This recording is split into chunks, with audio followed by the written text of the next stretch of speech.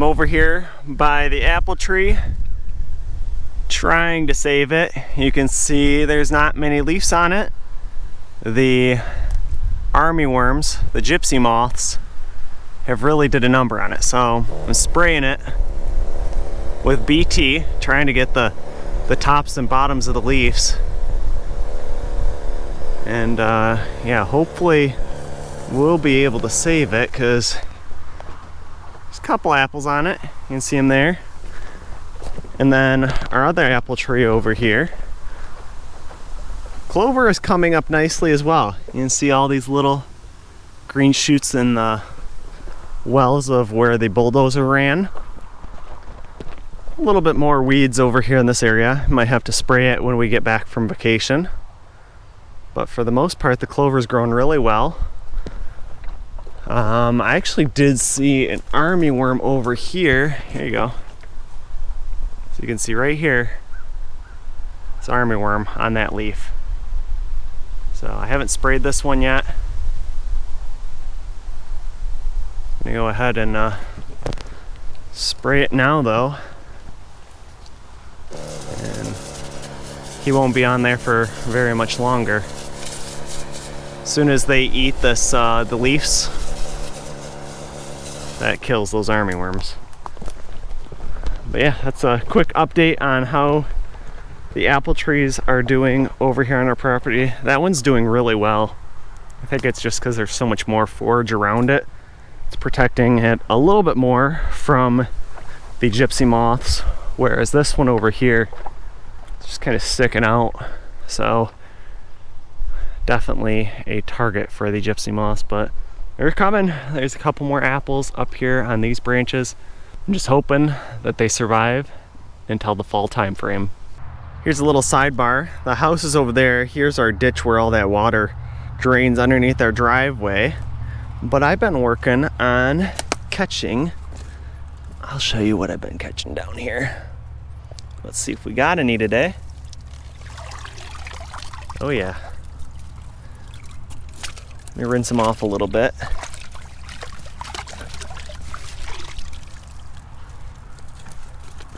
Maybe see them in there. Let me go ahead, open up the trap, and I'll show you these a little closer. All right, so got the trap all opened up, and you can see how many crayfish or crawfish, whatever you want to call them, there are in there.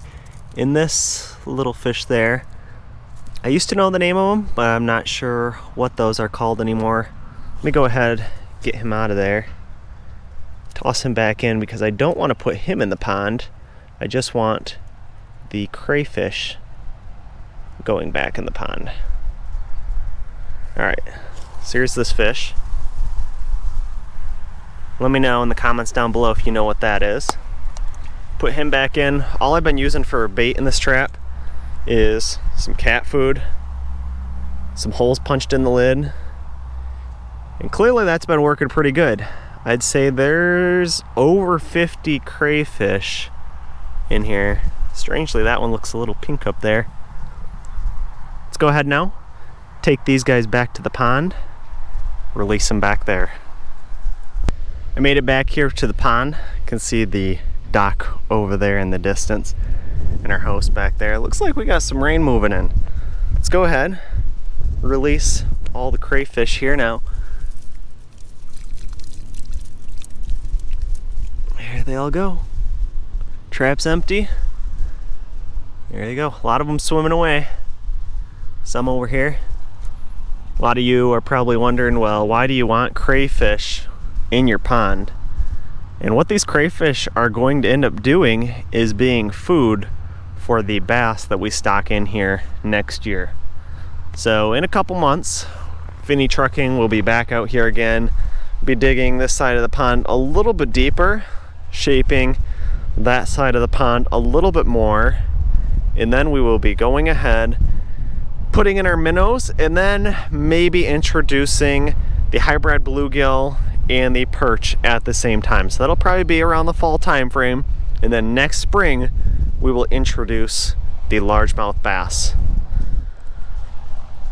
You can see a couple of those crawfish coming up here. A lot of them swimming off into the deeper water though, so that they don't get ate. Let me walk over here and I'll show you one other thing that Jessica is not excited about. A couple of you guys can probably guess what it is, but they like to hang out over here on this side of the pond. You can see all these little black dots, and there they go. Those are all tadpoles, so baby frogs. Soon they will be getting a lot bigger, going through and growing legs and then turning into frogs, which if you've been watching this channel, you know my wife Jessica does not like frogs. But you know, until we get fish in here, there might be a couple of frogs, because that is a lot of tadpoles. I'm guessing the crayfish might eat a few of those, but not enough to put a dent in it. Alright, let's go ahead now. We'll go put the trap back in the ditch, rebait it, and I'll show you how I go ahead and set it. Alright, so back here at the trap, I'm gonna go ahead and try to put this together because it's definitely starting to rain. So we'll put the trap back together. If you've been watching Flair or Bobby Guy's channel, you probably have seen them go ahead and try to catch some of these crawfish, and they haven't been very successful, so I'm happy with what we've been catching. So put the cat food back in there. The way this trap works is crawfish or whatever, usually this is actually a minnow trap. This is my dad's old minnow trap. They come in through the end, conical shaped, they go in the center, and then they're not able to get back out unless they are able to get back out through that hole right there. So put this back down here, and then I will clip it back in.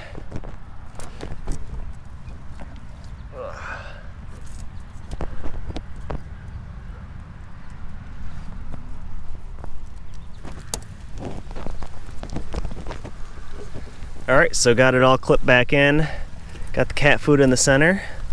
That's just a matter of dropping it down in the water in a good area where you know that there is a lot of crawfish at. And usually I like it over here on this deep side. It's where I've been catching quite a few of them.